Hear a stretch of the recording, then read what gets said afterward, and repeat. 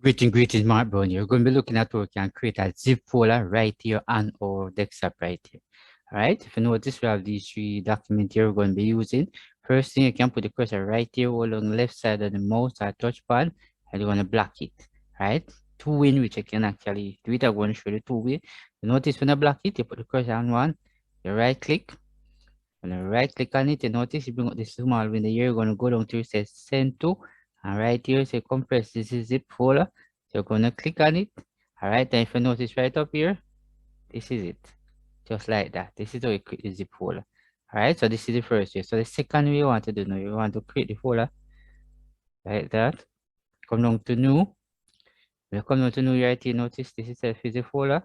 So what you wanted to do, you want to block all of these and just drag these and put them right in the folder. Now when you put it in the folder, you're going to right click on the folder. You're going to go down to send to, and notice right over here it says zip, and there you go. So you notice we have the two folder right here, right, in zip. So there's two different ways you can actually do that. So whichever way or which way is easier for you, just go ahead and do it. So thanks for watching. See you in the next video.